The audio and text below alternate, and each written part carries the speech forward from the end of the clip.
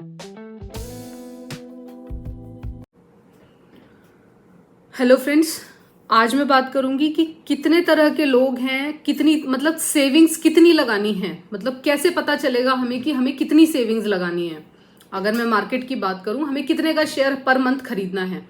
देखो, हर पर्सन का सेविंग अलग अलग होती है, हर पर्सन का घर का बजट अलग अलग होता है। आप यहाँ केवल वही पैसा लगाएंगे जिसकी आपको अगले 6 महीने अर्जेंट नीड ना हो। अनटिल अनलेस, देखो कोई इमरजेंसी होती है तो उसका मैं कह नहीं सकती, लेकिन आपको पता है कि भाई ये पैसा आप एफडी, इस पैसे की आप 6 महीने की एफडी करवा सकते हैं कि आपको जरूरत नहीं पड़ेगी। आप केवल वही पैसा यहाँ शेयर मार्केट में लगाएं।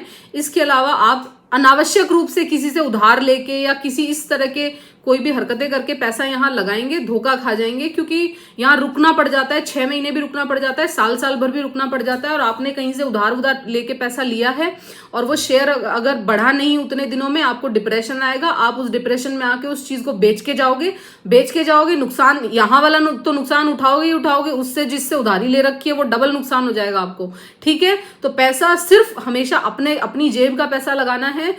अगर आपके 1,000 रुपए बच रहे हैं महीने के, तो 1,000 लगाओ। 5,000 लग रहे हैं तो 5,000 लगाओ। 10,000 रुपए लग रहे हैं, मतलब केवल वही पैसा लगाना है जिसकी आप अगले 6 महीने की एफडी करवा सकते हो। अगर आपको लगता है कि 6 महीने आप इस पैसे को नहीं रोक सकते, तो वो कैश आपको शेयर मार्केट में नहीं लगाना। मैं कभी किसी को नहीं कहती कि 50,000 सीधा लगाओ। मैं कहती हूँ चाहे आपके पास कितना भी पैसा हो, जब तक आपको शेयर मार्केट पे ट्रस्ट होना शुरू ना हो, तो केवल वही पैसा लगाओ जो आप एक तरह से आईज क्लोज करके, हम एफडी भी तो करवाते हैं ना, तो बस उतना ही पैसा आपको शेयर मार्केट में लगाना है। अपने अपने मतलब सेविंग्स के अकॉर्डिंग आप देख लो। आपको 1,000 से शुरू करना है, आपको 5,000 से शुरू करना है, आपको 10,000 से शुरू करना है, आपको 25,000 से करना है, कि आपको 50,000 से करना है। ठीक है, मैं यूजुअली बता रही हूँ कि किसी भी कंपनी में कम से कम मैं 50,000 रुपए से शुरुआत करती हूँ। जैसे कोई भी कंपनी पे मैंने रिसर्च किया, मुझे वो कंपनी अच्छी लगी। देखो, मेरा पोर्टफोलियो बहुत बड़ा हो चुका है, ठीक है, और मेरा रिसर्च और मेरा मतलब मैं अपने पोर्टफोलियो पे बहुत अच्छे से ध्यान भी रख पाती हूँ। हो सकता है यहाँ तो मैं आके 2 दिन बाद आपको कोई बात बताऊं, लेकिन अपने पोर्टफोलियो का मैं बहुत अलर्ट होकर ध्यान रखती हूँ। वैसे मैं अब से मैं पूरी कोशिश करूंगी कि जो जिस दिन मैं एक्शन ले रही हूँ ना, वो एक्शन मैं आप तक भी किसी भी तरह से पहुंचाऊं, उसका मैं पूरा ध्यान रखूंगी। ठीक है, तो आप देख लो मतलब आपके पास कितना पैसा। देखो यार, मैं तो हूं उन लोगों में से जो शेयर मार्केट के लवर हैं, जिनको पता है कि यहाँ पे लगाया हुआ पैसा सबसे तेजी से बढ़ता है। आप लगाना शुरू करें, आपको भी थोड़े दिनों में, साल भर में, 2 साल में, 3 साल में, 4 साल में ये खुद पता लग जाएगा कि चाहे तो आपने एफडी करा रखी हो, चाहे आपने कुछ भी करवा रखा हो, लेकिन यहाँ जो पैसा आपका जितनी तेजी से ग्रोथ करता है ना, उतना पैसा आपको इस दुनिया में कहीं किसी भी तरह से ग्रोथ करके नहीं दिखाएगा। आप 2, 3, 4, 5 साल शेयर मार्केट में रुको, आपको सब इसकी हकीकत पता चल जाएगी। जितने आपके भ्रम है ना शेयर मार्केट को लेके, वो सब दूर हो जाएंगे। मैं आपको आज ही की बात बताऊं, मैंने मैनकाइंड फार्मा का मतलब वो आईपीओ लगाया था मैंने। ऑल्दो पिछले साल पूरा ना आईपीओ का बहुत खराब रहा था। आईपीओ हम रिटेलर्स को मिल ही नहीं पाता, ज्यादातर आईपीओ सारे बड़े बड़े जो फंड हाउसेज है ना, वो लेके चले जाते हैं। लेकिन इस बार क्या था ना कि पिछली बार 3-4 आईपीओ फेल हो गए थे, मतलब वो बहुत ऊपर के प्राइस पे थे। जैसे पेटीएम था अपना, और भी कई सारे आईपीओ खुले थे जिन्होंने ऊपर के प्राइस पे ना लोगों को ट्रैप तो कर लिया, लेकिन लोगों को कुछ मिला नहीं वहां से। आज भी लोग पेटीएम का शेयर ले लेके बैठे हुए, जिन्होंने 2-2 हजार का आईपीओ खुला था। तो मेरे को मैनकाइंड का आईपीओ थोड़ा महंगा लग रहा था, लेकिन फिर भी मैंने सोचा चलो कोई बात नहीं, 14 ने सब्सक्राइब कराया था।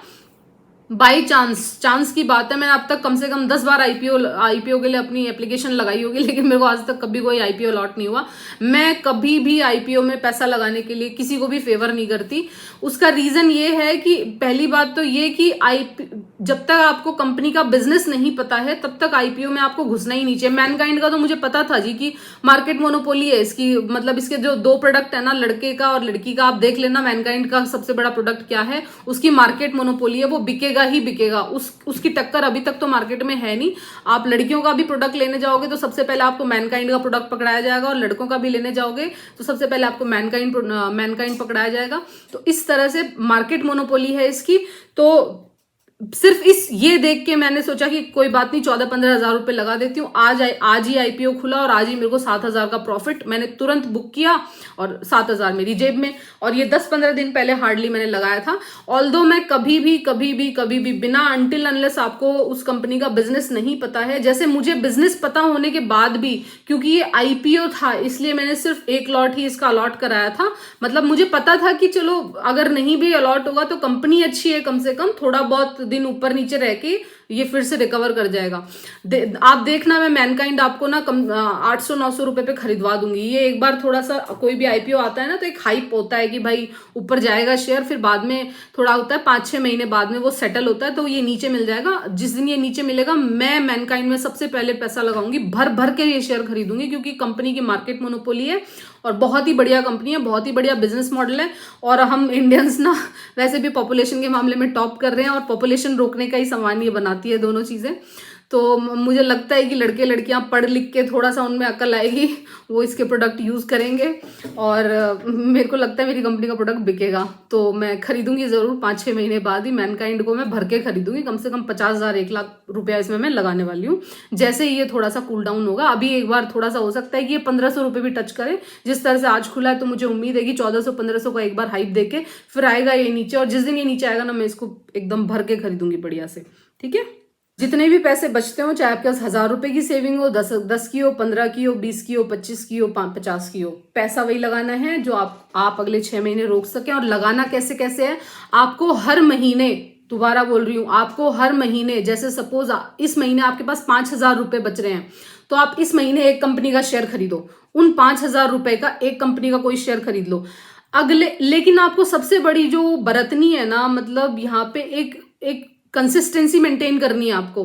अगले महीने फिर से आपको 5,000 रुपए का किसी दूसरी कंपनी का शेयर खरीदना है, उससे अगले महीने फिर किसी तीसरी कंपनी का। आपके पोर्टफोलियो में मिनिमम 10 कंपनियों के शेयर होने चाहिए, उसको मैं एक पोर्टफोलियो बोलूंगी। अगर 10 से कम कंपनीज के शेयर्स आपके पास हैं तो वो यार फिर वो रिस्की ट्रेडिंग वाला गेम हो जाता है। मैं उतनी बड़ी खिलाड़ी अभी नहीं हूं, मेरे पास तो मैं सही बताऊं मेरे पास 25 से 30 कंपनियों के शेयर ऑलवेज रहते हैं, ताकि कोई शेयर अगर नीचे भी पड़ा रहे। मैं आपको कहती हूँ ना कि पिछला पूरा साल ये जो यूक्रेन वाला नाटक शुरू हुआ था ना, तब से मेरी किसी ना किसी कंपनी ने मुझे प्रॉफिट कर करके दिखाया है।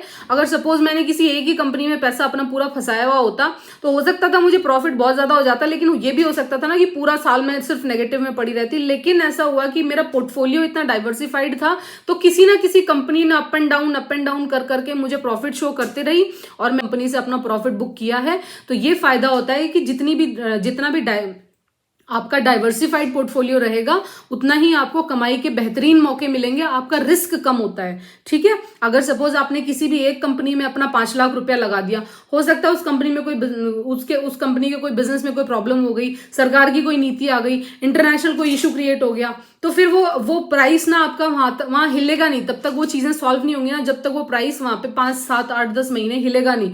लेकिन आपने अपना पूरा ही पैसा सपोज वहां फंसा रखा है तो वो शेयर आपने जितने का भी खरीदा होगा या तो वो वहां पे अटका रहेगा या वो नीचे चला जाएगा, है ना। फिर आप उसको देख के दुखी होगे, परेशान होगे, आप हो सकता है कि घबराहट में आके अपना लॉस भी बुक कर जाओ तो आपको इतना बड़ा नुकसान हो जाएगा। लेकिन उन्हीं 5 लाख का आपने 10 कंपनियां खरीद रखी होती हैं तो आप सोचो ना कि अगर वो कंपनी नहीं भी चल रही तो कोई बात नहीं, आपका 50,000 का शेयर रुका पड़ा है, लेकिन आपने जो 9 कंपनीज खरीदी हैं उनमें से कोई ना कोई सा शेयर बहुत तेज चलेगा, आपको हर महीने किसी ना किसी तरह का प्रॉफिट वो देता रहेगा। तो ये फायदा है।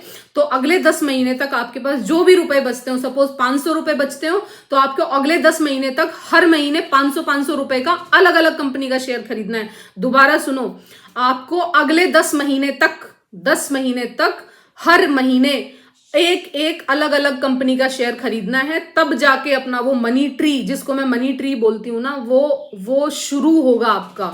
ठीक है, उसको ग्रो कैसे करना है वो आगे की बात है, लेकिन पहले 10 महीने आपको अलग अलग 10 कंपनीज के शेयर खरीदने ही होंगे, तब जाके आप मान के चलो कि यहाँ शेयर मार्केट में आपको कुछ मिलेगा। नहीं तो वो ट्रेडिंग और सट्टा लगा के आप करते रहो अपने पैसे खराब, आपको यहाँ कुछ नहीं मिलेगा। मैं आपको हकीकत बता रही हूँ। अगर आपको मेरी बातों पे ट्रस्ट नहीं हो रहा है तो हम 10 महीने बाद बात कर लेंगे। अभी आप करते रहो अपनी मर्जी से, एक कंपनी में सारा पैसा लगा दो और मुझे आप दिखा देना भाई 10 महीने बाद मैंने ये कमाया। मैंने किसी को उतना नहीं देखा कमाते हुए, जिसका जितना डाइवर्सिफाइड पोर्टफोलियो है वो उतना पर्सन वो उतना ज्यादा कमाता है, ये मैंने बहुत देखा है। और भाई अगर आप कमा रहे हैं तो इट्स वेरी गुड, आप कमाते रहिए, फिर मेरा चैनल आपके लिए नहीं है, मतलब आप मेरे से ज़्यादा ऊपर वाले खिलाड़ी हैं, तो आप कहीं और जाइए, फिर वो बेहतर होगा। ठीक है।